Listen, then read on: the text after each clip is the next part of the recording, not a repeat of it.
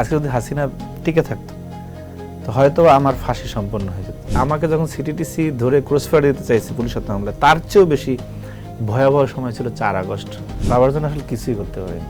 আমি আমার আব্বাকে জীবনে একটা জিনিসই দিচ্ছি, শুধু টেনশন দিচ্ছি।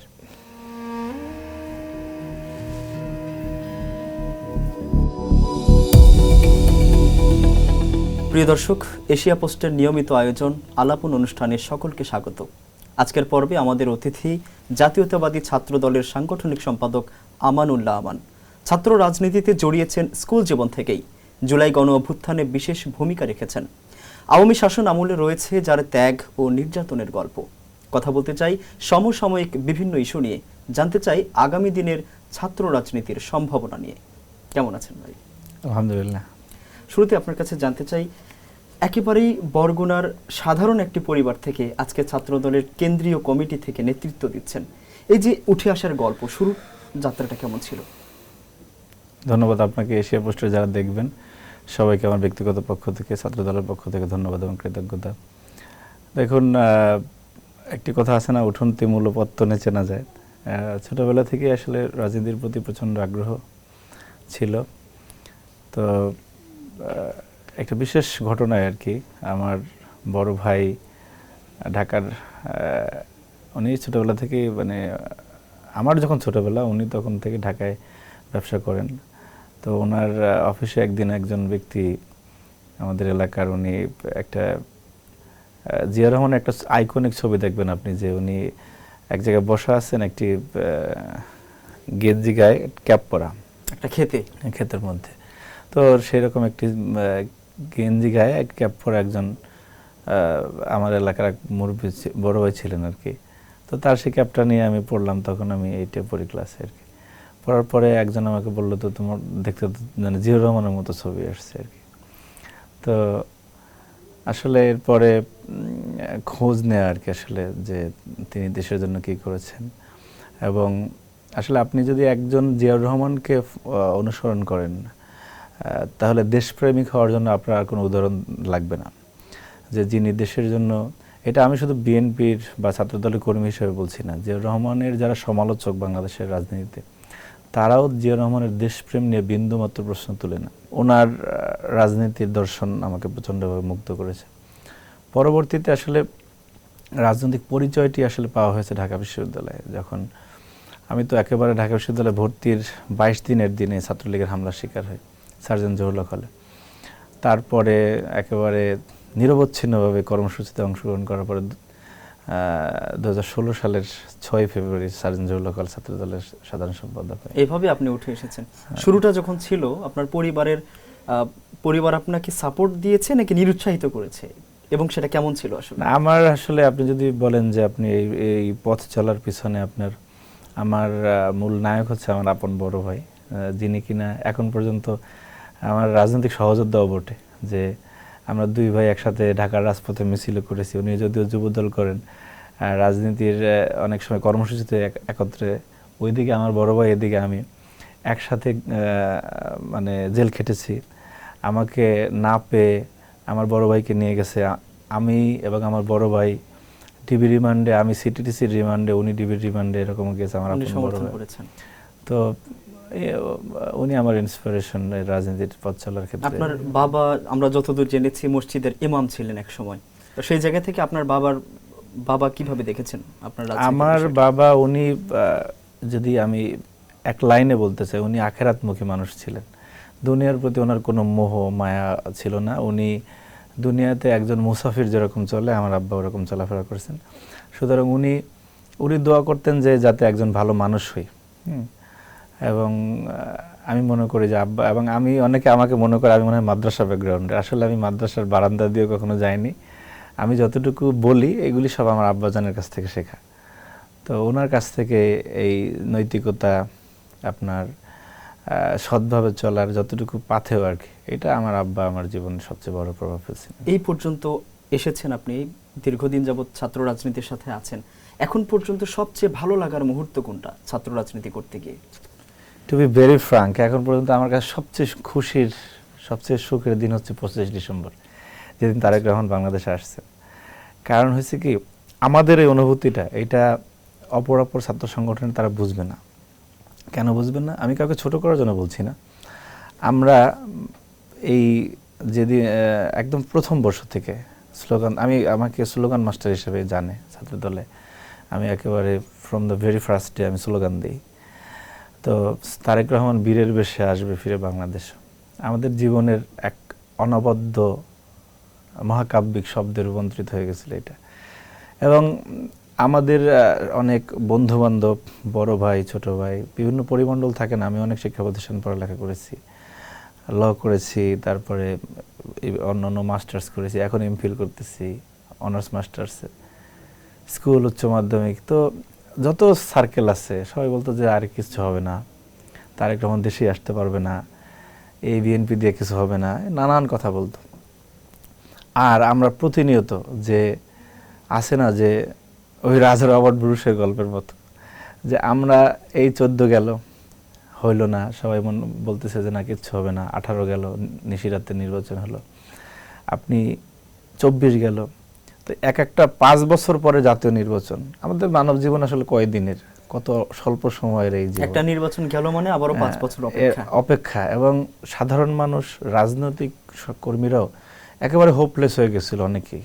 কিন্তু আমাদের একজন মানুষ, এটা আমরা কোনো রাজনৈতিক মানে তারেক রহমান আমার এই স্টেটমেন্ট দেখবেন, দেখে বলবে যে না ভালো বলছে, সেই কারণে না, কোনো কারণে না, মানে এটা আমার ভিতর থেকে বলতেছে। আমাদের অনুপ্রেরণার একজন ব্যক্তি ছিল তারেক রহমান, যিনি বারবার বলছেন যে অবশ্যই হবে, হতেই হবে। এখানে এত বড় একটা অন্যায়, এত বড় দানব মানবের যুদ্ধে কখনো দানব জিততে পারে না। আপনাদেরকে কখনো উনি হতাশ করেননি? Never ever. উনি সবসময়, ইভেন জেলখানা থেকে বের হওয়ার পরে আমাদেরকে, ওনার সাথে আমরা সাক্ষাৎ পেতাম, ডাকতেন। জেলে যাওয়ার পরে ওনার জায়গা থেকে মানে মা বাবা ভাই বোনের খোঁজ খবর রাখা, শুধু আমার না, এরকম লাখ লাখ নেতাকর্মীর।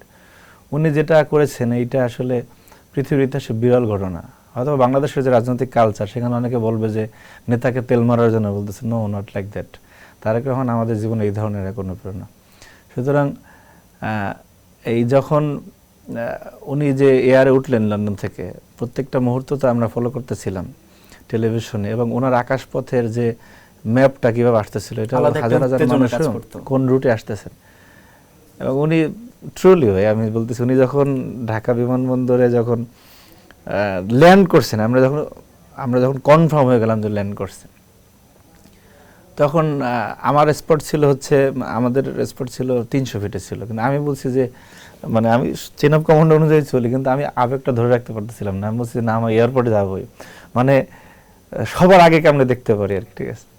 তো উনি যখন নামছে, আমি কাঁদতেছিলাম। আশেপাশে আমার যারা সাথে ছিল ওরা আমার কেউ কাঁধে হাত দিয়ে কেউ বুঝাইতেছিল আর কি। তো আপনি যে ব্যক্তি জীবনে আমাদের প্রেম থাকে না, ভালোবাসা থাকে না, তো সেটাও তো আমরা চণ্ডীদাস রজকিনীর গল্প শুনছি 12 বছর এসে, আমরা তো 17 বছর শুধু এই মুহূর্তের জন্য অপেক্ষা করতেছিলাম। তারেক রহমান প্রধানমন্ত্রী হয়েছে, তার সাথে আমার কাছে 25 ডিসেম্বর আমার কাছে খুশির দিন। ওনার ক্যারেক্টার অ্যাসাসিনেট করার জন্য সব কিছু জয় করে আল্লাহর ইচ্ছায় উনি 25 ডিসেম্বর আসছে। এটা আপনার রাজনৈতিক জীবনে? আমার জীবনে আমি ঢাকা বিশ্ববিদ্যালয়ের ছাত্র দলের সেক্রেটারি হয়েছি, আমি ছাত্র দলের সাংগঠনিক সম্পাদক হয়েছি, হলের নেতা হয়েছি, ইভেন বিএনপি ক্ষমতায় আসছে, সবকিছুর চেয়ে আমার কাছে 25 ডিসেম্বর আমার কাছে খুশির দিন। এবার যদি জানতে চাই যে এই ছাত্র রাজনীতির এতদিনে সবচেয়ে কঠিন মুহূর্ত গেছে কোন সময়টা আপনার? কঠিন মুহূর্ত গেছে হচ্ছে, আমি 29 আগস্ট 2021 সম্ভবত আমার ছাত্রলীগের হামলায় ডান হাতটা ভেঙে যাওয়ার, ক্যাম্পাসে ভেঙে যাওয়ার পরে আমার আব্বা খুব নরম মানুষ, মনের মানুষ ছিলেন, এবং উনি সন্তানদের প্রতি এত বেশি মানে আবেগপ্রবণ ছিলেন। সব বাবাই সন্তানদের প্রতি থাকে, মা থাকে, কিন্তু আমার বাবা he was quite different from others. আপনি আমার এলাকায় খোঁজ নিলে দেখতে পাবেন যে আমরা ঢাকায় আসতাম, ওনার একটু চিন্তা ছিল যে গুমটুম হয়ে যায় কিনা। অনেক সময় আব্বা রাস্তার মধ্যে সেজদায় পড়ে যেত, পশ্চিম দিকে তাকায়, তারপরে হাত জায়গায় বলতো যে যেই শহরে থাকি সে শহর যাতে নিরাপদ থাকে, যেই গলিতে থাকি সেই গলি যাতে নিরাপদ থাকে, হ্যাঁ, এভাবে যাতে অর্থাৎ গুমটা যাতে না হয় আর কি, ঠিক আছে। সেজন্য আসমানের মালিকের কাছে উনি হাত জাগাইতেন, ঠিক আছে। তো এই হামলায় হাত ভাঙার কিছুদিন পরে আব্বা অসুস্থ হয়ে পড়ে, হঠাৎ অসুস্থর খবর শুনলাম, বাড়িতে গেলাম, মানে বরিশাল শেরে বাংলা মেডিকেল কলেজে ছিল। তা আমি লঞ্চে তো আমাদের যাওয়া বেশি হয় আর কি, এখন যদিও গাড়িতে বেশি। তো যেতে যেতে আর কি শুনি যে আব্বা নাই আর কি, ঠিক আছে। তা আমি উনি ওই হাত ভাঙার পরে ওনার সাথে আমার দেখা হয় না আর কি, মানে মারা যাওয়া অবস্থায় দেখা হয়েছে আর কি। তো ফোনে উনি প্রতিদিনই খোঁজ নিত, 3-4বার প্রতিদিন কথা হতো। ওনার আরও একটা স্টাইল ছিল, উনি কখনো এই কেমন আছে জিজ্ঞেস করতো না, উনি বলতেন যে আল্লাহ কেমন রাখছেন, ঠিক আছে। ফোন দিলে বলতো যে আল্লাহ কেমন রাখছেন, তা আমরা বলতাম আলহামদুলিল্লাহ আব্বা আছি ভালো। তো এইটা অনেক বড় কষ্ট যে উনি আসলে দেখে যেতে পারেন না যে আমরা আসলে সুখে আছি, কারণ আমার বড় ভাইও ঘুমের আতঙ্কে, ঘুমের আতঙ্কে, আমিও ঘুমের আতঙ্কে। সেজু ভাইও এলাকায় স্বেচ্ছাসেবক দলের পদে ছিলেন, বোন জামাইরা পদে ছিলেন। হাসিনার দুর্বিষহ সময়ে আপনার এতগুলি মানুষ একটা পরিবারের রাজনৈতিক কর্মী থাকা, এটা খুব কঠিন, ঠিক আছে। সবাই একটা ওই যে আছে না দৌড়ের উপর একটা কথা আছে না, ওই রকমের। তো ওই শান্তি উনি দেখে যেতে পারেন না আর কি, ঠিক আছে। আপনার এই যে রাজনীতি করার কারণে তো হয়তো বাড়িতে নিয়মিত যেতে পারেন নাই, যোগাযোগটাও খুব বেশি করতে পারেননি। এই জায়গা থেকে আপনার কাছে মনে হয়েছে কি যে আমার বাবা মারা গেল, হয়তো তার সাথে আরও যোগাযোগ বাড়াতে পারতাম, হয়তো আরও আন্তরিক হতে পারতাম? আসলে আমি যখন ঢাকা বিশ্ববিদ্যালয় ছাত্র দলের সদস্য সচিব হই, এরপরে 2 বছর 4 মাস পরে বাড়িতে গেছিলাম আর কি। তো আমাদের বরগুনা হচ্ছে অনেকটা মানে বলে থাকে আর কি মানুষজন যে দ্বিতীয় গোপালগঞ্জ এরকম আর কি। ওইখানে তৎকালীন এমপি ধীরেন্দ্র শম্ভু হিন্দু ছিলেন, আপনার পুরো একটা গোপালগঞ্জের সেটআপের মতো আর কি। তা আমি 2 বছর 4 মাস পরে বাড়িতে গেছি, গিয়ে বরগুনা সদর থেকে আমাদের গ্রাম হচ্ছে 14 কিলো দূরে, গিয়ে মানে জাস্ট আব্বা মার সাথে দেখা করার জন্য আর কি। গিয়ে বাজারে নামার পর সাথে সাথেই মানে ওসি তো ডিবির আর কি, সে আমার হাত ধরলো, বললো যে আপনি এত দূর রাস্তা আসলেন কেমনে, মানে আপনার। তাই বলছে আমার জন্মভূমি ভাই, আমি একটা খোঁজ নিয়ে জানছি যে উনি ঢাকা বিশ্ববিদ্যালয়ের ব্যাকগ্রাউন্ডের আর কি। তো উনি বললো যে বিশ্ববিদ্যালয়ের ছোট ভাই, চলে যাও, আর কোনো কথাবার্তা বললে আমি কিন্তু অ্যারেস্ট করতে বাধ্য হব। আমি বললাম একটু আব্বা আমার সাথে শুধু দেখা করে যাই আর কি। তো আল্লাহর মর্জি, ওইবার উনি মানে অ্যারেস্ট হয়ে নেয়। তো বলছে যে দেখা করে ওনারা বাজারে থাকা অবস্থা যাতে আমি আবার চলে যাই আমি, ঠিক আছে। তো পরে বাড়িতে গিয়ে আব্বা আমার সাথে দেখা করে চলে আসলাম। এই মানে বাড়িতে গেলেও তো অনেক হিসাব কিতাব করে যাওয়া লাগতো, যে আসলে ওইখান থেকে অ্যারেস্ট হলে আর একটা কষ্ট, কারণ মা বাবা ভাই বোন সবার সামনে থেকে যখন নিয়ে আসবে তখন একটা কান্নাকাটির বিষয় রোল পড়ে যাবে আর কি। এই জন্য খুব সতর্কতার সহিত যাওয়া লাগতো আর কি।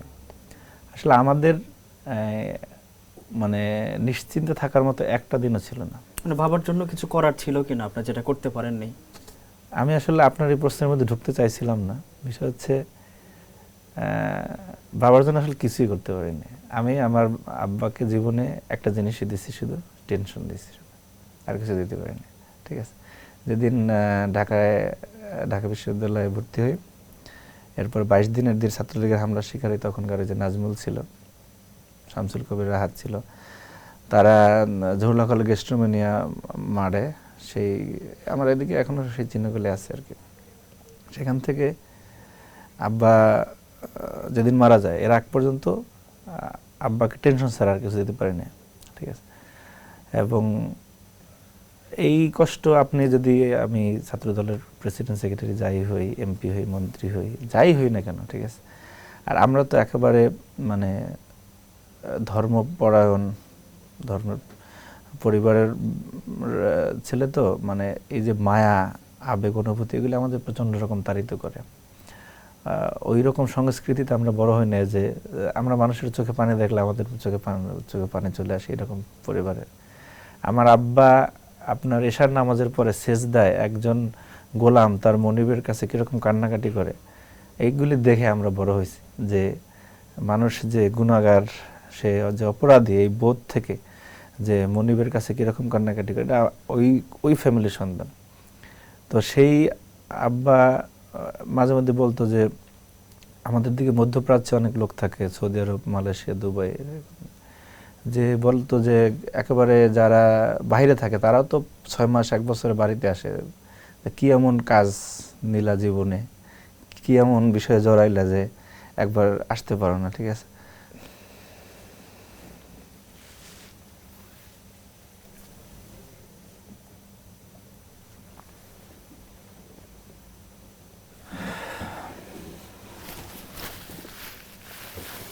তো এরকমের দুর্বিষহ সময় আমাদের এইটা শুধু আমি যেহেতু একটা দায়িত্বশীল জায়গায় আছি এই কারণে আপনারা ডাকেন আমাকে, কিন্তু এরকমের হাজার হাজার না লাখ লাখ আমানের এরকম গল্প আছে, আমাদের ছাত্র দলের অসংখ্য নেতাকর্মী এরকমের। এইরকম চাপগুলো যখন গেছে, হামলা হয়েছে, মামলা হয়েছে, নিজেকে আসলে সামলে নিয়েছেন কিভাবে এই সময়গুলোতে, বা নিজেকে শক্ত করার চেষ্টা যে ছিল কিভাবে করেছেন? স্পেনে একসময় মুসলিম সাম্রাজ্য ছিল, সেইখানে রাজা রডরিকের নেতৃত্বে একসময় মানে জুলুম নিপীড়ন নেমে আসছিল। তখন আরবের যে বাদশা ছিলেন সে একবার এই জুলুমের বিরুদ্ধে অভিযান করছিল। তো সেই অভিযানে আমি সেনাপতির নামটা ভুলে গেছি, তিনি আরব সাগর পাড়ে দিয়ে স্পেনে আসছিলেন ডিঙ্গি নৌকায়। তো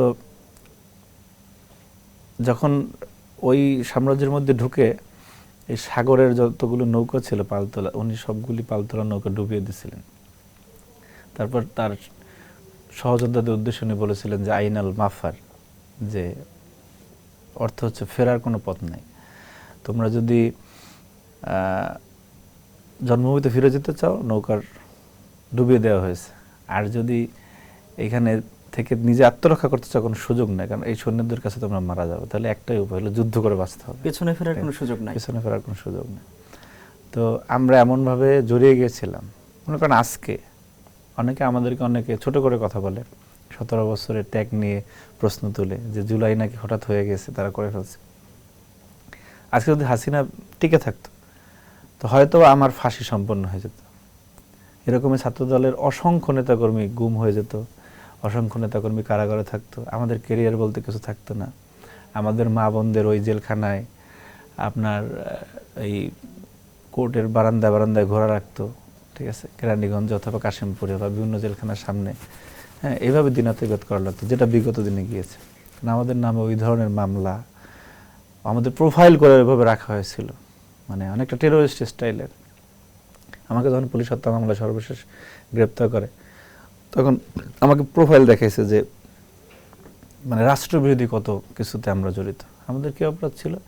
আমরা বাক স্বাধীনতার জন্য কথা বলেছি, আমরা মানুষের ভোটাধিকারের জন্য কথা বলেছি, এবং আমরা যে সৎ ছিলাম তার উদাহরণ কিন্তু এখন মানুষ পাচ্ছে। কারণ আমাদের যদি ওই ধরনের কোনো ইন্টেনশন থাকতো যে বিএনপি কোনোভাবে ক্ষমতায় এনে আমরা লুট করব, তাহলে তো এই যে 12 ফেব্রুয়ারি নির্বাচনের পর এখন পর্যন্ত আপনি বাংলাদেশের সকল গোয়েন্দা সংস্থা, সাংবাদিক, অনুসন্ধানী আছে, তারা খোঁজ নিয়ে দেখবে। আমি আমার ফোন দিয়ে কাউকে কোনো সময় একটা ফোন দিই না, আমার ছাত্র দলের প্রেসিডেন্টের কাউকে কোনো ফোন দিয়ে বলে না আমাদের এই সুবিধা লাগবে। আমরা যে সত্যিকার অর্থে দেশের জন্য লড়ছি সেটা এখন তারেক রহমানের জীবন আছে আর তার স্টাইল আমাদের কাজের ধরনের প্রতিফলিত হচ্ছে। ইভেন যে দুঃসময়টা গেছে, এই সময়টা আপনার কাছে মনে হয়েছে কিনা যে আপনারা ত্যাগ করেছেন নিঃসন্দেহে, তো মনে হয়েছে কিনা যে আপনার রাজনীতির কারণে আপনার পরিবারকে চরম মূল্য দিতে হচ্ছে, মনে হয়েছে কখনো? মনে না, শুধু আমি তো মানে তখন অপরাধ বোধ কাজ করতো। আর এখানে একটা মানে মজার বিষয় হচ্ছে কি, রাজনীতিটা যারা একেবারে ফ্রন্ট লাইনে থেকে করে, যারা বিভিন্ন দায়িত্বশীল জায়গায় আসে, এমপি মন্ত্রী হয়, কষ্টটা তাদের জীবনের উপর দিয়ে যায়।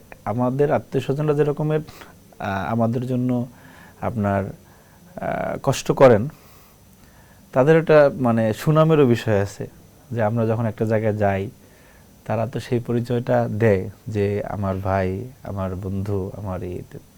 তো সুতরাং আপনি যদি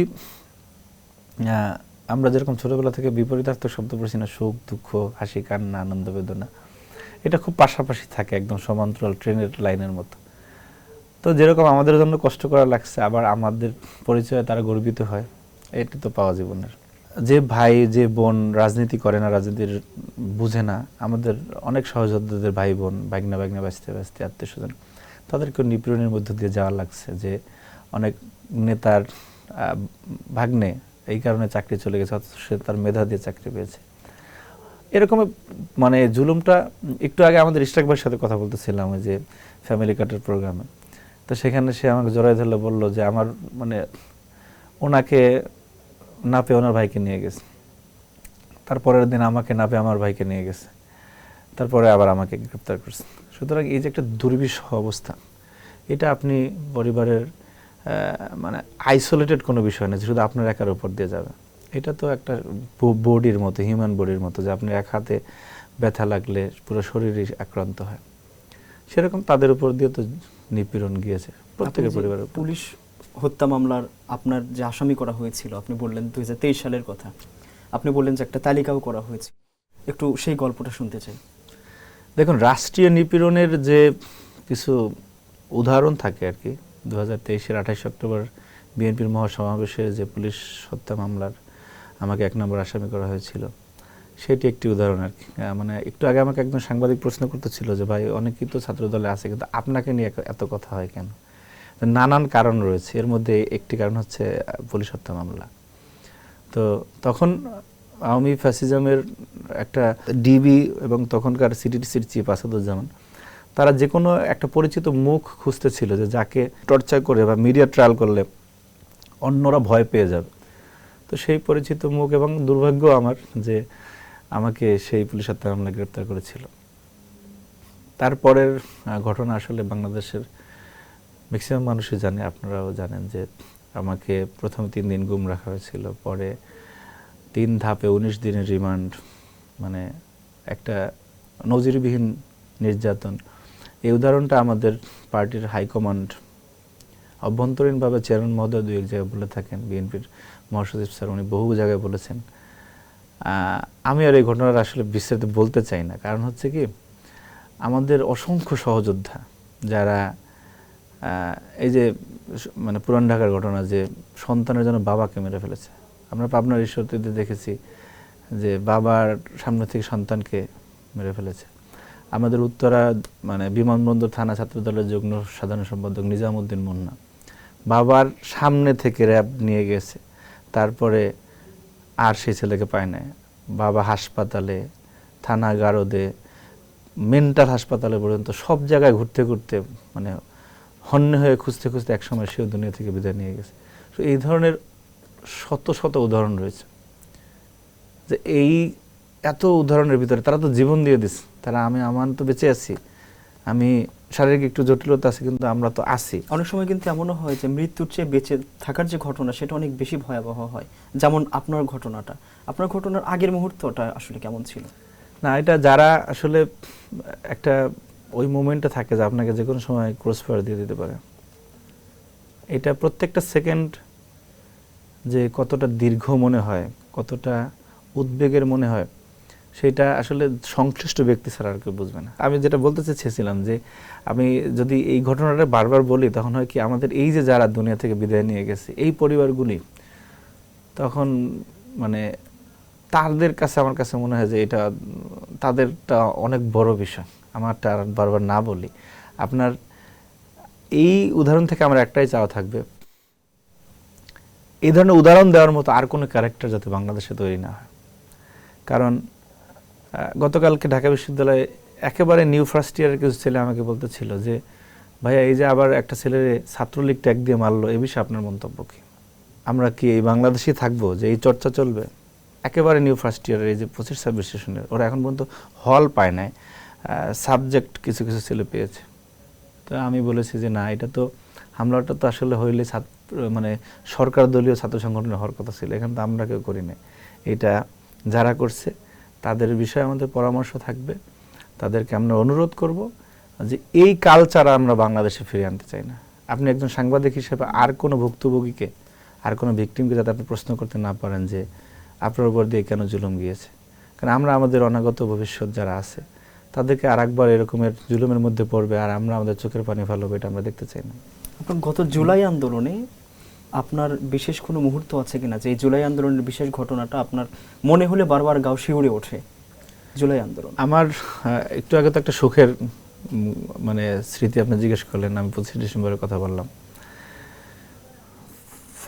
একদম from the very beginning of my student politics life till now আমার কাছে সবচেয়ে কঠিন এবং আতঙ্কের, ইভেন আমাকে যখন সিটিটিসি ধরে ক্রসফায়ার দিতে চাইছে পুলিশ হত্যা মামলা, তার চেয়েও বেশি ভয়াবহ সময় ছিল 4 আগস্ট, এই হাসিনা বিদায়ের আগের দিন। সেদিন রাত্রে আমি যাত্রাবাড়ি থানার অপোজিটে একটা বিল্ডিং আটকা ছিলাম। প্রত্যেকটা মুহূর্ত মৃত্যু খুব কাছ থেকে। এবং ওই বিল্ডিংয়ের ওই দিন ভোর রাত্রে যখন আমি বের হই, অর্থাৎ 5 আগস্টের কয়েক ঘন্টা, মানে হাসিনার পতনের কয়েক ঘন্টা আগে, ফজরে আজানের আমি নামতে নামতে তখন ফজরে আজান পড়ছিল। তখন ওই সিঁড়ি আপনার অথবা ওই ফুটেজগুলি আপনাদের কাছে আছে, যে দেখবেন যে যাত্রাবাড়িতে একদম নির্বিচারে গুলি করতেছে। ওই মিছিলটাতে আমি ছিলাম, মানে ওই ক্রাউডের মধ্যে আমি ছিলাম। তো গুলির সময় অপোজিটে একটা বিল্ডিংয়ের মধ্যে আমরা ঢুকে গেছিলাম। বিল্ডিংয়ের এটা একটা বিস্তারিত ঘটনা।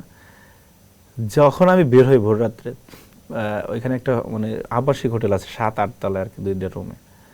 ওই বয়কে আমি 15,000 টাকা দিয়েছিলাম, আমার পকেটে যা ছিল, দিয়ে বলছি যে তুমি শুধু আমাকে একটা এই অটো বা কিছু একটা ঠিক করে দেবো, কারণ সহিংসতার কারণে রাস্তায় গাড়ি চলতেছিল না, রিক্সা চলতেছিল শুধু। এবং আমি ওকে বলছিলাম যে তুমি বলবা, ওকে একটা প্ল্যান সাজিয়ে নিয়েছে যে তোমার এখানে আমি আসছিলাম, নাম দাম সব কিছু ওকে, মানে দীর্ঘ একটা 7.5-8 ঘন্টা তখন আটকা। তো যখন আমি ওই 7 তলা থেকে নামি, তখন 3টা লাশ পড়া ছিল সিঁড়িতে, এবং আমি জুতা খুলে ওই রক্তের মধ্যে দিয়ে মানে এরকমের পা এরকম খামচে ধরে ধরে আসা লাগছে, যাতে ব্লাডে পা পিছলে না যায়, ঠিক আছে। এবং মৃত্যুকে কাছ থেকে যে, এবং কয়েকবার ওইখানে পুলিশ অ্যাটেম্প নিয়েছে যে ওই বিল্ডিংয়ে, মানে ওই কয়েকটা বিল্ডিংয়ে তার সার্চ করবে। যদি সার্চ করতো তাহলে আমার আর ফেরার সুযোগ ছিল না, কারণ আমি নোন ফেস। পুলিশ যদি কোনোভাবে নোন ফেস ছাড়াও যাকে পাচ্ছিল তাকে অন্তত আঘাত করতেছিল নির্বিচারে। কয়েকটা মাদ্রাসা ছাত্রকে মেরে ফেলছিল। বিশেষ করে আপনার যাত্রাবাড়িতে কিন্তু কওমি মাদ্রাসার শিক্ষার্থীদের অনেক বিশাল ভূমিকা ছিল। তো আমার ওই কয়েকটা ছেলে আটকা পড়েছিল আর কি। ওরা কেউ কান্নাকাটি করতেছিল, কেউ মা বাবার কাছ থেকে বিদায় নিচ্ছিল, কেউ স্ত্রীর কাছ থেকে বিদায় নিচ্ছিল। তো এই 6-7 ঘন্টা আমি একদম সব শেষ দিকে বের হয়েছি, যে থাকি দেখি। পরে একটা সময় মাইকে ওরা বাইরের অফিসাররা বলতেছিল যে ওই বিল্ডিংটা অভিযান চালাবে। আবার কি জানি ওনাদের নির্দেশনা আসছে, ওনারা চলে গেছে। তো এরকম করে আল্লাহ বাঁচাইছে। তো ওই লাইফটা আমরা ফোন ফেলে দিছিলাম, ইভেন ফোনের সমস্ত ডাটা স্টোরেজ এগুলি সব ডিলিট করে সিম ফেলে দিয়ে, কারণ জুলাইয়ের কিছু স্মৃতি রাখছিলাম যে কোথায় কোথায় কী করি টরি, যে যদি ধরা খেলে তো মানে এগুলি যদি দেখে তাহলে তার বাঁচার সম্ভাবনা নেই। এই 4 আগস্ট আমার জীবনের সবচেয়ে ভয়াবহ সময়। যে আমি আমার একটা ফ্রেন্ড আছে Habib, central committee joint secretary এখন, ওরা আমি ফোন দিয়ে বলছিলাম যে হয়তো আর দেখা হবে না, ঠিক আছে। ওর নাম্বার মানে বাংলালিংক নাম্বার ফোন দিয়ে, এরপরে আমি ফোন বন্ধ করে ফেলছি। ওরাও টেনশনে ছিল যে আর মানে আমি ওরে অ্যাড্রেসটা বলছিলাম যে যদি না পাও তাহলে এই জায়গায় হয়তো বা লাশ থাকতে পারে বা এরকম কিছু একটা। তো জুলাইয়ের আমরা অনেক গল্প শুনি, আসলে আমরা যেটা দৃশ্যায়ন দেখি জুলাইয়ের, সেটা বাস্তব ঘটনার আমার মনে হয় 0.001% না। কারণ সেই যুদ্ধটা শেষের দিকে এমন ছিল, সেখানে ক্যামেরা নেওয়ার, ছবি তোলার মতো কোনো সুযোগ ছিল না। আমার মনে আছে যে আমি 18ই জুলাই উত্তরাতে, আমাদের তো রাজনীতিতে একটা বিষয় থাকে যে প্রোগ্রামে গেলে ছবি টবি উঠে, এক ছোট ভাই আমার ছবি উঠাইতেছিল। তখন কিছু ছেলে পেলে বলছে যে ভাই এটা তো করা যাবে না। এরপর থেকে 5 আগস্ট পর্যন্ত কোনোদিন আমি অ্যান্ড্রয়েড ফোন নিয়ে বের হই না। ইভেন আমাদের রাকিব ভাই, নাসির ভাই বা অন্য যারা, আমাদের সর্বোচ্চ এফোর্টটা আমরা জুলাই দিয়েছি, যার কারণে ছাত্রদলে 142 জন শাহাদাত বরণ করছে। কিন্তু আমরা শুনি অনেকে বলে যে, অনেকেই বলেন যাদেরকে আমরা জুলাইয়ের সম্মান করি, যাদেরকে নায়ক বলি, তারা বলেন যে 17 বছর আপনারা কি করছেন, মানে 36 দিন সরকার পতন হয়ে গেছে। দেখুন পৃথিবীর ইতিহাসে, যেমন আমাদের এই পাক ভারত উপমহাদেশে আমরা 190 বছর ব্রিটিশ শাসনের অধীনে ছিলাম। এর মধ্যে ফরাইজি আন্দোলন হয়েছে, সিপাহী বিদ্রোহ হয়েছে, আপনার তিতুমিরের বাঁশের কেল্লার ঘটনা ঘটছে, এরকম বহু। আমরা কি ওই ইতিহাসকে তাহলে মনে করবো এই মানুষগুলি ব্যর্থ? তো আমরা তো তিতুমিরকে আমরা গর্বের প্রতীক হিসেবে বলি, তারা ব্যর্থ না। সমস্ত বিপ্লবগুলি আপনার ধারাবাহিক ক্ষোভের বিস্ফোরণ একটা সময় ঘটে, তখন অভ্যুত্থান ঘটে।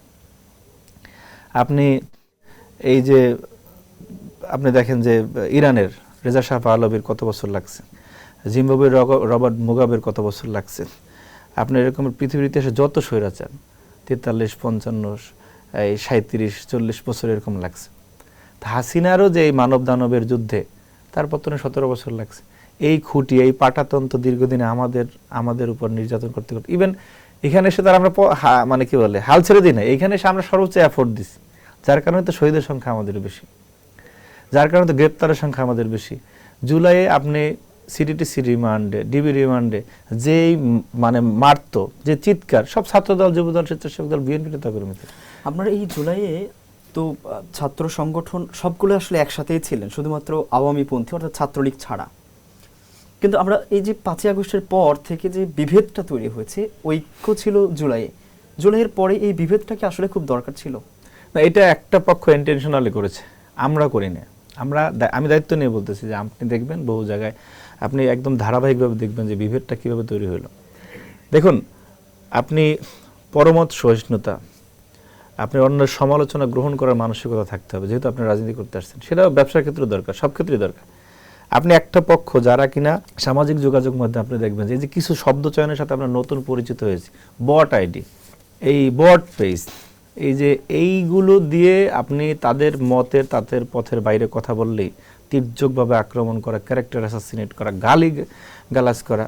আমি ওই যে আমাদের টকশো ব্যক্তিত্ব, ওনার দেখলাম যে উনি বলতেছে যে আমার মা বাবাকে বৃদ্ধ বয়সে আমি গালি শোনাতে চাই না। অর্থাৎ এই জামাত শিবির চক্র বা এদের বিরুদ্ধে আপনি সাংবাদিক বলেন, ডাক্তার বলেন, ইঞ্জিনিয়ার বলেন, প্রথিতযশা ব্যক্তি বলেন, কবি, সাহিত্যিক, দার্শনিক, যেই বলেন না কেন, কথা বললে তাকে গালি দিবেই, গালাগালি করবে তাকে, অর্থাৎ থামিয়ে দেয়া। আমাদের বোনরা যে পরিমাণ হ্যারাসমেন্টের শিকার হচ্ছে, সাইবার বুলিংয়ের শিকার হচ্ছে, এগুলি তো তারা শুরু করেছে। আমরা ইভেন এত ক্যারেক্টার অ্যাসাসিনেট আমাদের করা হয়েছে। এরপর কি আপনি দেখেছেন যে 12 ফেব্রুয়ারি পরে তো অন্তত আমাদের সুযোগ ছিল যে কাউকে একটা বকা দেওয়ার, আমরা দেই না। তো এখন তো আপনারা ক্ষমতায় আসছেন, তাহলে এখন কি আবার ঐক্যের ডাক দেবেন কিনা? ফ্যাসিবাদ বিরোধী, আমরা বরাবরই ফ্যাসিবাদ বিরোধী শক্তি যারা আছে তাদেরকে আমরা মানে আপনার 5 আগস্টের পরেও বহুবার বলেছি, এখনো বলি, বাংলাদেশের স্বার্থে আমরা সবাই এক এবং ঐক্যবদ্ধ।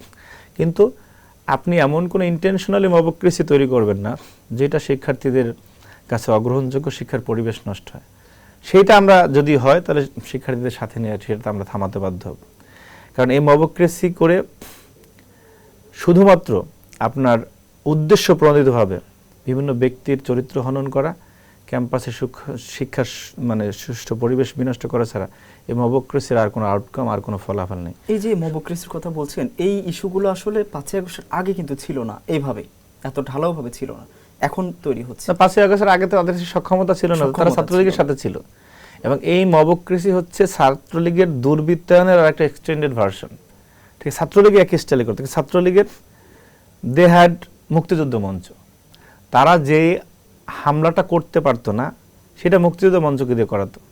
আজকে শিবির যেটা না করতে পারতেছে নিজেরা, সেটাই মবস্টারদেরকে দিয়ে সেই ন্যারেটিভটা দিচ্ছে, সেই মবক্রেসি করাচ্ছে, পরবর্তীতে তারা সেটা মানে ফুয়েল দিচ্ছে অথবা তারা যুক্ত হচ্ছে।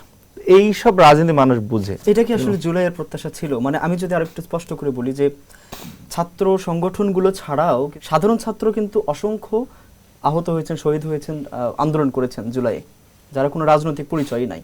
তো তাদের প্রত্যাশা আসলে কতটুকু পূরণ হয়েছে? না, আমি মনে করি 5ই আগস্টের পরে এই যে মবক্রেসির নামে দুর্বৃত্তায়ন, সেই দুর্বৃত্তায়ন আপনার জুলাইয়ের প্রত্যাশার উপরে আঘাত করেছে।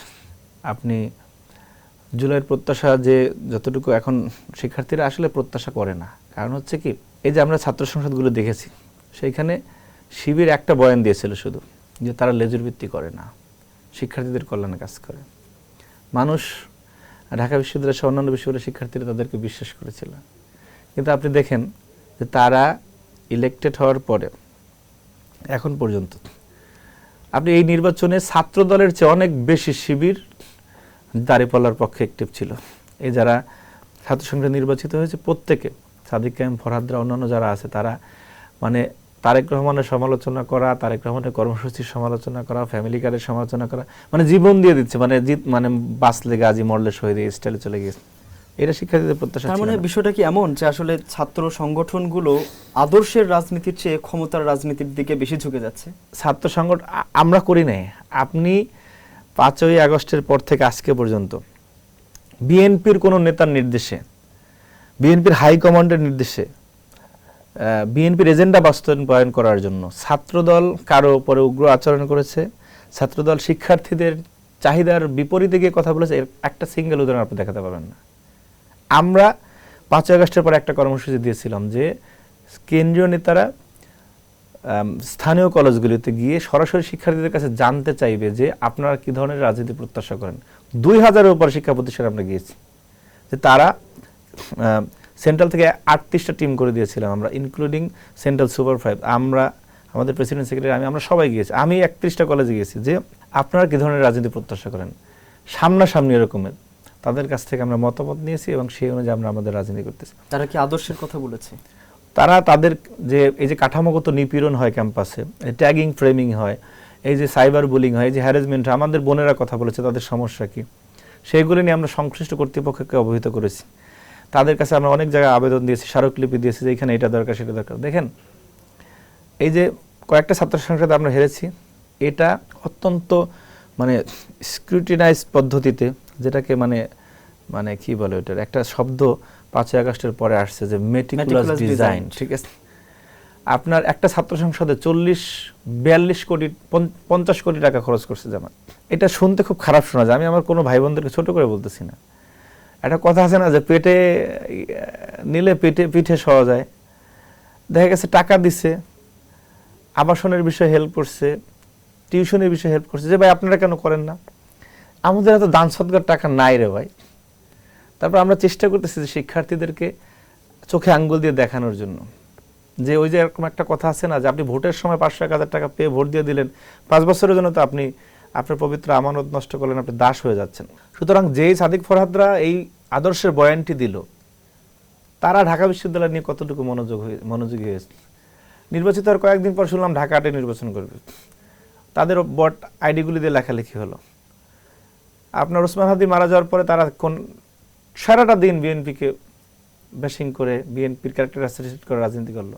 12 ফেব্রুয়ারি ইলেকশনের আগে ঢাকা বিশ্ববিদ্যালয়কে ইন্টেনশনালি বন্ধ দিয়ে 15 দিন বলল কি যে ভূমিকম্প হবে, মানে ভূমিকম্পের একটা নাড়া দিচ্ছে মাঝে মধ্যে। তো ঢাকা শহরে তো অনেক জরাজীর্ণ ভবন আছে যা ঢাকা বিশ্ববিদ্যালয়ের চেয়ে অবকাঠামো দুর্বল। কোনো ফ্যাক্টরি, কোনো প্রতিষ্ঠান তো বন্ধ হলো, ঢাকা বিশ্ববিদ্যালয় কেন বন্ধ দিতে হবে? ওই 15 দিন তারা দাঁড়িপাল্লার ভোট চাইছে সারা বাংলাদেশ। তার মানে আপনি বলতে চাচ্ছেন, আমি শেষ করি, এই যে লেজুর ভিত্তি, নিকৃষ্ট উদাহরণ লেজুর ভিত্তির। তারপরে এখন শুনতেছি মেয়র ইলেকশন করবে। তো তুমি ভাই, তোমাদেরকে যে এজেন্ডা মানুষ দিল, ঢাকা বিশ্ববিদ্যালয়ের শিক্ষার্থীরা, ঢাকা বিশ্ববিদ্যালয় নিয়ে কি করলাম?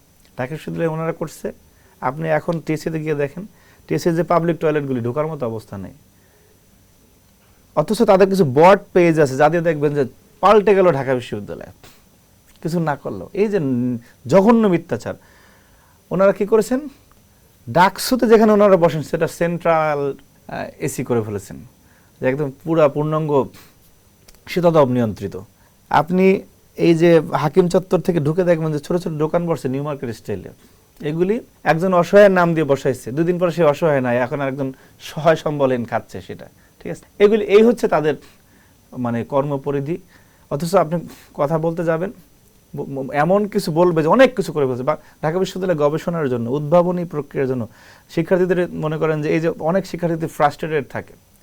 আমাদের যে ফাইন্যান্সিয়াল এক্সপ্রেসের তথ্য অনুযায়ী 80টা বিশ্ববিদ্যালয়ে ওনারা আপনার এই জরিপ করছে, সেখানে দেখা গেছে আমাদের অধিকাংশ শিক্ষার্থী মানসিক সমস্যা থাকে, স্ট্রেস থাকে, যে চাকরি পাবে কি পাবে না, কেমনে মানে কেরিয়ার গঠন করবে। সেই কেরিয়ার বিল্ড আপের জন্য ওনারা অনেক বলেন যে স্কিল ডেভেলপমেন্টের কাজ করছে। কি করছেন ঢাকা বিশ্ববিদ্যালয়ে? প্র্যাকটিক্যালি দেখাতে পারবে না। সুতরাং এই যে প্রতারণা করে একবার নেড়া বেলতলা একবারই যায়, একবার ঢাকা বিশ্ববিদ্যালয় জিতছে। আমি আজকে আপনার এখানে বলে গেলাম, এই ফুটেজ আপনি রেখে দিন, আর কোনোদিনও ঢাকা বিশ্ববিদ্যালয় সহ কোনো বিশ্ববিদ্যালয়ের শিক্ষার্থীরা এদের উপর আস্থা রাখবেন। বৃক্ষ তোমার নাম কি, ফলে পরিচয়। এরা যে ফল দিচ্ছে, এই ফল যে কণ্টকযুক্ত, এই ফল খাইলে বিশ্ববিদ্যালয় শিক্ষার্থীদের মানসিক অবস্থা কি অর্থাৎ হয়ে গেছে। এই সময়টা ছাত্র যারা আছে সাধারণ তারা মূল্যায়ন করে আগামী দিনে তাদের ডেফিনেটলি ভোটটা ডেফিনেটলি তারেক রহমান এখন যেটা কাজ করতে সেটা মূল্যায়নের পরে তো 5 বছর পরে ভোট হবে। এবং আমি মনে করি কেউ যদি জনপ্রতিনিধি হয়, সেটা বিশ্ববিদ্যালয় হোক, সংসদে হোক, কোথাও 5 বছর যে থাকার পরে সে যদি ভোট চাইতে যায়, তাহলে মনে হবে সমস্যা আছে, কারণ আপনার 5 বছরের কাজের উপর তো সে ভোট দিব। আচ্ছা, সম্প্রতি দুইটি ঘটনা নিয়ে যদি কথা বলি আপনার সাথে, আমরা দেখেছি সম্প্রতি ঢাকা পলিটেকনিক ইনস্টিটিউটে যে হামলার ঘটনাটা ঘটেছে শিক্ষার্থীদের উপরে, এখানে ছাত্র দল বলছে যে ছাত্র শিবির হামলা করেছে, ছাত্রলীগ সেখানে ব্যবহার করা হয়েছে, আবার ছাত্র শিবির বলছে ছাত্র দল হামলা করেছে। তাহলে এই যে পাল্টাপাল্টি অভিযোগ, আবার কিন্তু কোনো একটা দল যে নিজেদের দায় ন্যূনতম স্বীকার করবে, এটা কেউই করছে না। তাহলে এই যে অপর বিরোধী পক্ষকে যে দায় দিয়ে দেওয়া, এই বিষয়টার দিক থেকে কি আসলে ছাত্র রাজনীতির বের হয়ে আসা উচিত কিনা? দেখুন, অপরাধ যদি কেউ করে সংগঠনের, আপনি তো আপনার পরিবারে যদি 10 জন সদস্য থাকে, এটা তো সবাই ফেরেশতা না, অপরাধ তো কেউ করতেই পারে। সমাজে যে বিদ্যমান অপরাধ হয়, আপনি প্রতিদিন বাংলাদেশে গড়ে কতজন মানুষ খুন হয়, কতটা অপরাধের ঘটনা ঘটে, সব তো রাজনীতিবিদরা করে না, বাইরের মানুষও করে। তো অপরাধ স্বীকার করার এবং স্বীকার করে অনুতপ্ত হয় যারা, তারা উত্তম না যে একেবারে অস্বীকার করে তারা উত্তম। অবশ্যই যে স্বীকার করে সে উত্তম। আমরা কোথাও আমাদেরকে অপরাধ করলে আমরা ন্যারেটিভ তৈরি করি না, স্ট্রেট ফরওয়ার্ড, যে অমুক অপরাধ করছে তাকে বহিষ্কার করো, তাকে আইনের হাতে সুপর্দ করো, এটা আমাদের রাজনীতি, এটা আমাদের পলিসি। এটা আমাদের নেতা তারেক রহমান উনি বলছে যে এটা বহু আগে, আমার মনে আছে স্পষ্টভাবে বলছে, কখনোই যদি ভুল করে সরি, এটা আমার ঠিক হয় না, অপরাধ করলে তোমার বিচার হবে, কিন্তু ওইটা একটা মিথ্যাকে এস্টাবলিশ করার জন্য হাজার মিথ্যা বলা লাগে। সেইটা আমরা মহান আদর্শ শিবিরের কাছ থেকে আমরা দেখেছি, ঠিক আছে, যারা কিনা নামের সাথে ইসলামিক শব্দটা লাগে। হ্যাঁ, আপনি যে কথাটি বলেন সেটা আমাদের জন্য বিব্রতকর, যে ঢাকা পলিটেকনিকের ঘটনা, কিন্তু সেখানে তো সিসিটিভি ফুটেজ আছে, সেখানে অ্যাডমিনিস্ট্রেশন আছে, বাংলাদেশে পুলিশ আছে, আইন প্রয়োগকারী সংস্থারা আছে, তারা তদন্ত করতেছে। ফুটেজে দেখা যাচ্ছে যে কি ঘটনার সূত্রপাত কোথায়, সেই অনুযায়ী ছাত্রদলকে অপরাধী হলে তার বিচার হবে, শিবিরের যে সে বিচার হবে। কিন্তু ঢালাওভাবে এই যে একেবারে আওয়ামী স্টাইল, হাসিনা স্টাইলে বলা যে এটা ছাত্রদলে করছে, সেটা খুবই দুঃখজনক। সেটা আমরা ওই রাজনীতিটা আমরা করি না। আমরা সংগঠন থেকে তদন্ত কমিটি করেছি, আমাদের ওইখানে কেউ জড়িত থাকলে ইচ্ছাকৃতভাবে সে বহিষ্কার হবে, তার আইনের ব্যবস্থা, আমরা মামলা দিয়ে তাকে গ্রেপ্তার করাবো। যে অপরাধী তার পরিচয় হচ্ছে অপরাধী, সে ছাত্র দলের না সে কোন দলের, does not mean anything to us. তারপরে এই যে ছাত্র রাজনীতির যে সহিংসতার সংস্কৃতি, এই জায়গা থেকে এই জায়গাটা আসলে বদলানো দরকার কিনা?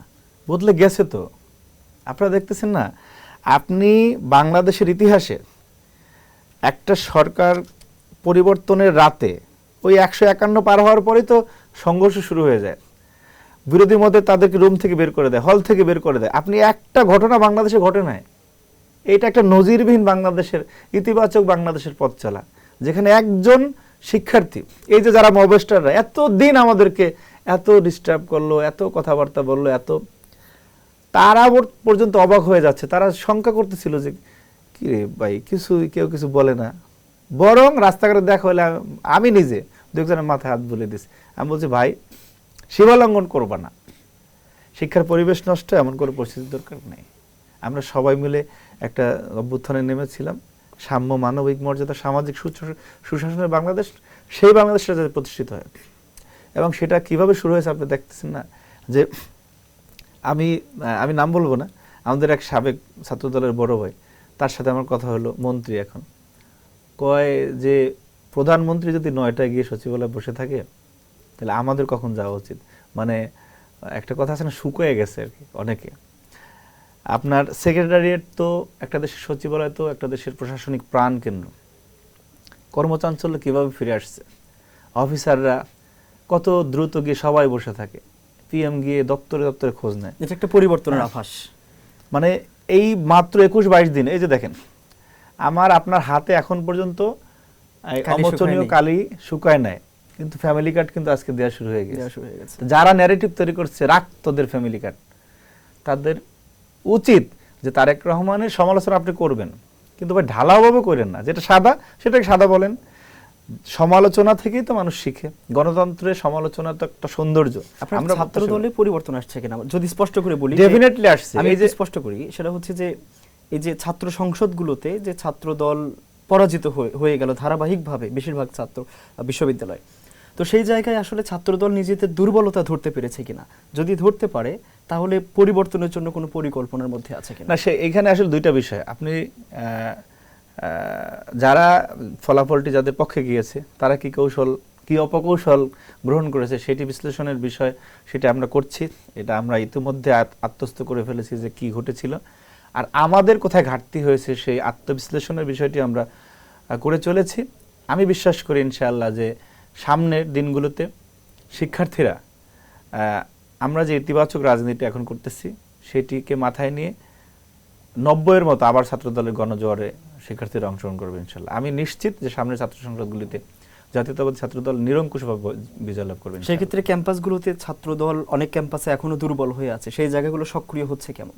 না, আপনি যদি দুর্বল সবলের সংজ্ঞাটা এরকম হয় যে মানে ওই যেহেতু শোডাউনের রাজনীতিটা নাই, যার কারণে মনে হচ্ছে যে নির্জীব, মানে দেখা যাচ্ছে না, দৃশ্যমান এটা নাই। কিন্তু আমরা আমাদের কাজ করতেছি। এখন একটা দেশ একটা যুগ সন্ধিক্ষণ পার হলো, মানে সামনের সময় আরো কাজ করার অনেক সুযোগ আছে, অনেক আপনার সোশ্যাল অ্যাক্টিভিটিস যে বিষয় আছে, শিক্ষার্থীদের কল্যাণমূলক কাজ, আপনার ওয়েলফেয়ারে অনেক কাজ আছে যেগুলি আমরা ইতিমধ্যেই উদ্যোগ নিয়েছি। কিছু কাজ চলছে, এই যে 2-3 দিন আগে কোরআন তেলাওয়াতের বিষয়টি গেল, আপনার মেডিকেল ক্যাম্প করা, শিক্ষার্থীদের বিভিন্ন ইনোভেটিভ উদ্ভাবনী প্রক্রিয়ায় অংশগ্রহণ করা, এগুলি প্রত্যেকটা বিষয় আমাদের মাথায় রয়েছে। এবং আমরা মনে করি যে সামনে ইনশাআল্লাহ কালো টাকার যে দিয়ে ভোটকে প্রভাবিত করার যে রাজনীতি সেটা পরাস্ত হবে ইনশাআল্লাহ। আপনি সাংগঠনিক সম্পাদক হিসেবে অনেক দায়িত্ব পালন করতে হয় আপনার, বিশেষ করে যদি বলি যে বিগত সময়টাতে 5ই আগস্টের আগ পর্যন্ত আপনি দায়িত্ব পালন করেছেন, আর 5ই আগস্টের পরেই কিন্তু এই যে ছাত্র সংসদ নির্বাচনগুলোকে কেন্দ্র করে ছাত্রদল খুব বেশি কাজ করেছে। এবং আমি যদি বলি যে একজন সাংগঠনিক সম্পাদক হিসেবে আপনি সবচেয়ে বড় চ্যালেঞ্জ কি দেখেছেন দায়িত্ব পালন করতে গিয়ে? চ্যালেঞ্জ তো আসলে আপনি যদি শিক্ষার্থীদের মন জয় করতে চান, আপনাকে অবশ্যই শিক্ষার্থীদের সাথে মিশতে হবে। তাদের এখন যে জেনারেশন, তাদের অনুভূতি, তাদের জীবন আচার, সেটার সাথে তাল মিলিয়ে শিক্ষার্থী যাতে মনে করে যে এই লোকটা, এই ভাইটা বা এই বন্ধু, এই সহযোদ্ধা, সে আপনার নেতা হওয়ার মতো যোগ্য, সেইটা যদি আপনি সেই কাজটি করতে ব্যর্থ হন, তাহলে আপনি যতই পদ পান না কেন আপনি নেতা হতে পারবেন না। পদ কখনো একজন মানুষকে নেতা বানায় না, ঠিক আছে? এটা সমন্বয় লাগে। আপনার সেই পার্সোনালিটি, আপনি শিক্ষার্থীদের কোন কোন ক্ষেত্রে এগিয়ে আসছেন। যেমন আমি একটা উদাহরণ দিই, মাইলস্টোনের যে ঘটনাটা ঘটলো, সেই ঘটনা আপনি দেখবেন টানা 4 দিন একটা সংগঠন, মানে সেই ব্লাড সরবরাহ করা, চিকিৎসা ক্ষেত্রে সরবরাহ করার জন্য, পরিবহনে সরবরাহ করার জন্য একদম নিরন্তরভাবে 24/7 একদম সার্বক্ষণিক ছিল সেই সংগঠন হচ্ছে বাংলাদেশ জাতীয়তাবাদী ছাত্রদল। আপনি অনেক স্বজনরা প্রাথমিক চিকিৎসা নিয়ে চলে গিয়েছে, অনেকে মারা যাওয়ার পরে চলে গিয়েছে। শুধু একেবারে আমাদের সহযোদ্ধারা আমরা 5 দিনের দিন আমরা সবাই চলে যাওয়ার পরে আমরা স্থান ত্যাগ করছি। তখন বাংলাদেশের সকল পত্রপত্রিকা, সকল মিডিয়াগুলিতে এবং শিক্ষার্থীদের মধ্যে ব্যাপক একটা বিষয় যে এটা কোনোভাবে লোক দেখানো হলে এত সময় ধরে এত কষ্ট কেউ করে না।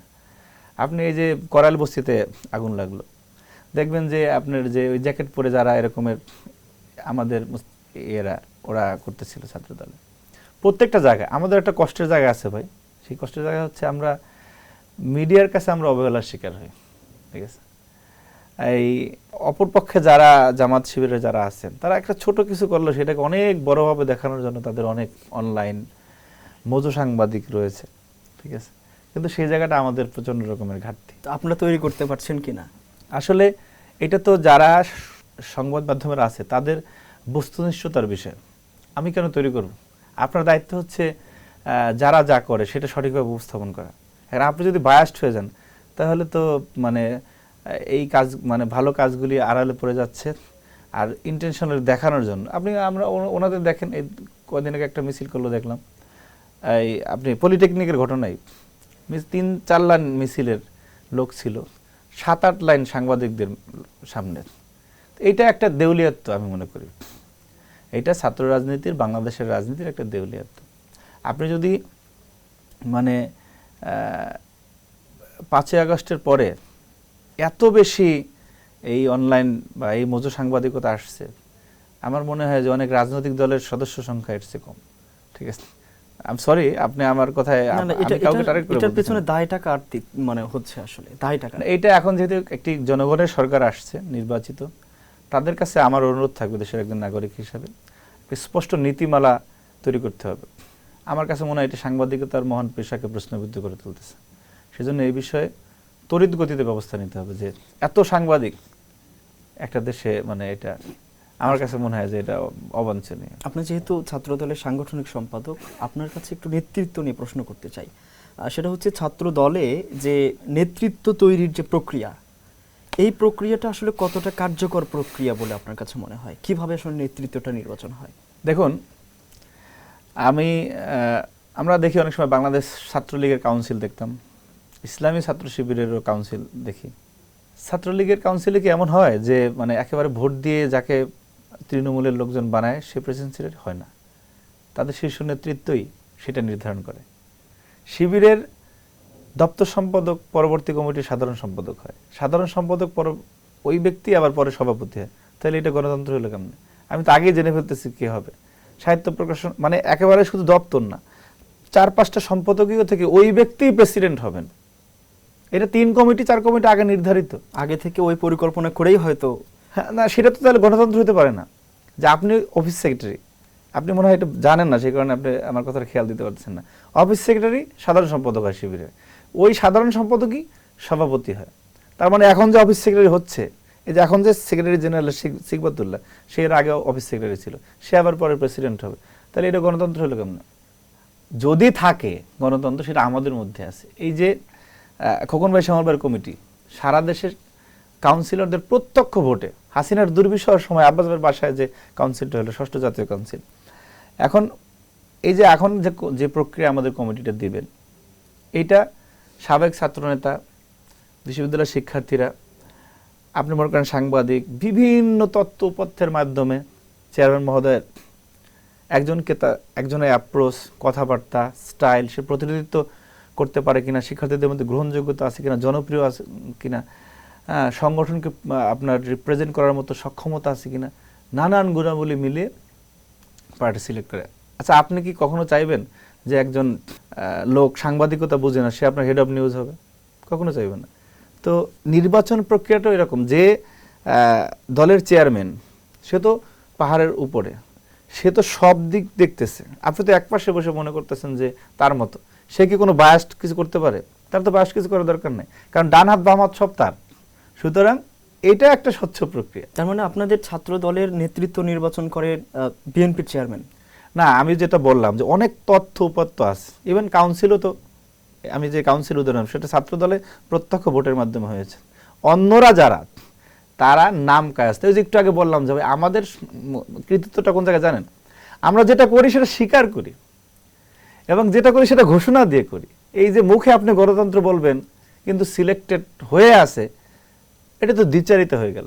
আপনাদের ছাত্র দলের যে নেতা নির্বাচন, সেক্ষেত্রে একটা বিষয় কিন্তু দীর্ঘদিন যাবৎ প্রশ্নের আলোচনায় আসছে, সেটা বয়সের ব্যাপারটা।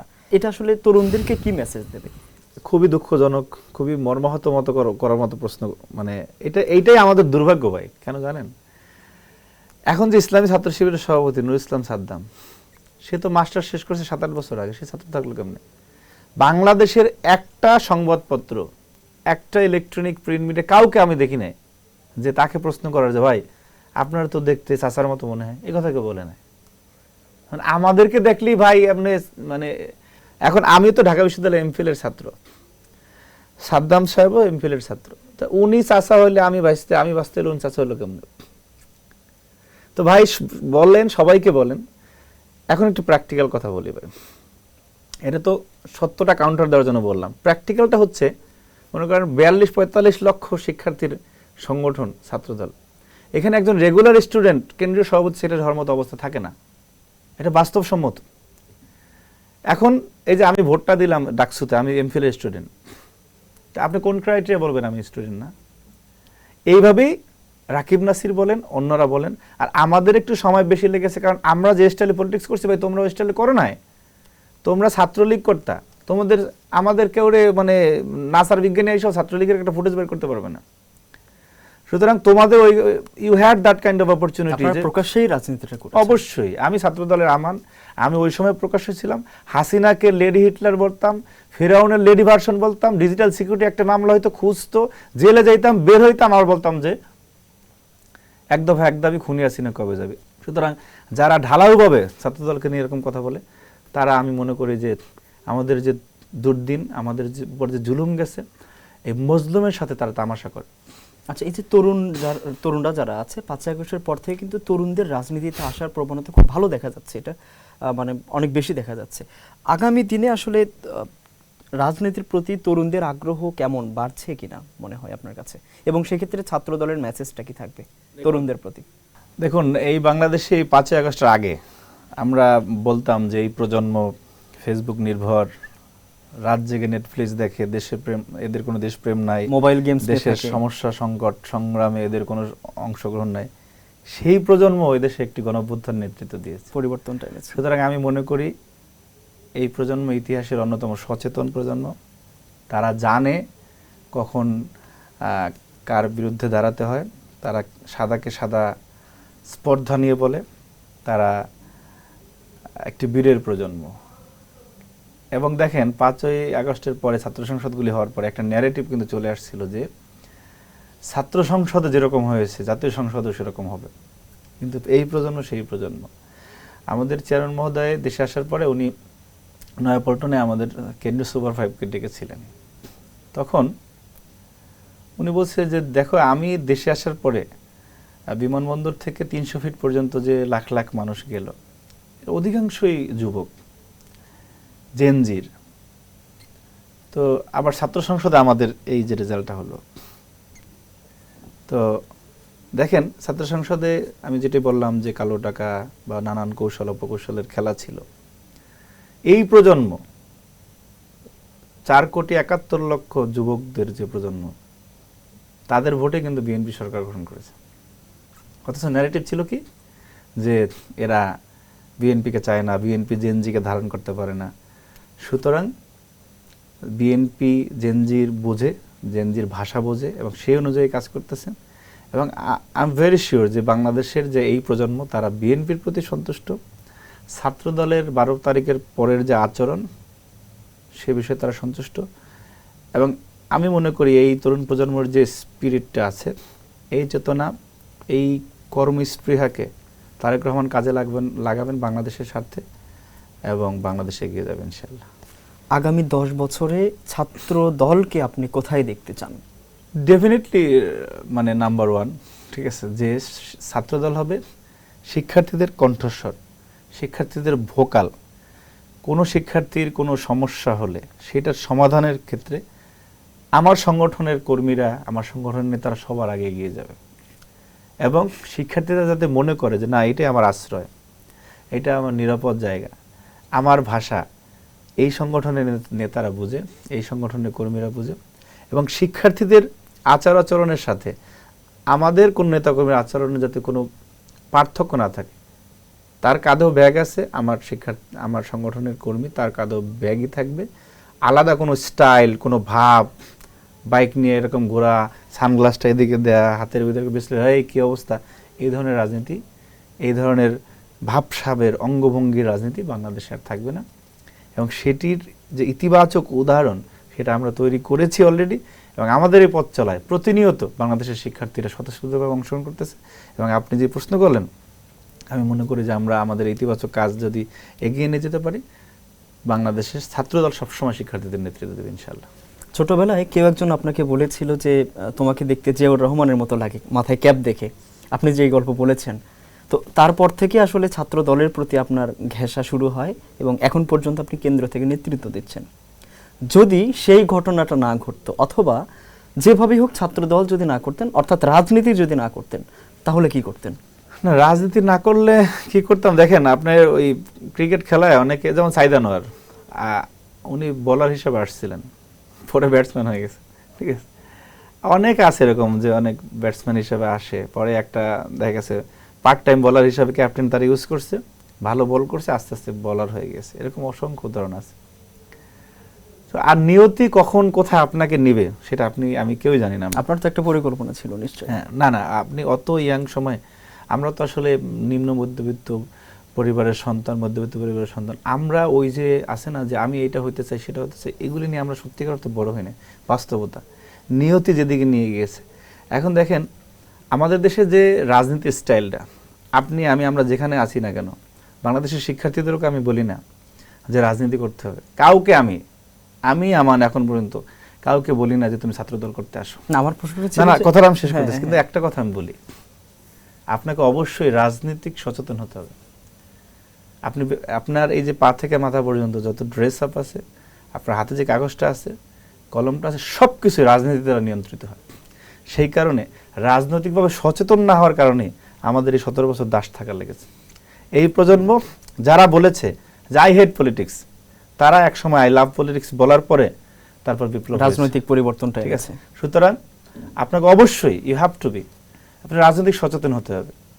আমার এই সচেতনতা ছোটবেলা থেকে ছিল। আমি মনে করেন আমার বাসায় যে এখন প্রয়োজন নয়, আমাদের দিকে ল্যাম্প বাতি জ্বলতো ছোটবেলা, প্রয়োজন না থাকলে আমরা নিভে দিতাম।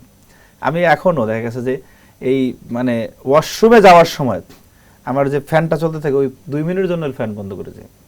সচেতনতা, ঠিক আছে। শিক্ষার্থী প্রত্যেককে রাজনীতি করতে হবে এমন কোনো কথা নয়, রাজনীতি কখনো একেবারে পেশা হওয়া, এটা আমি মনে করি না দরকার আছে।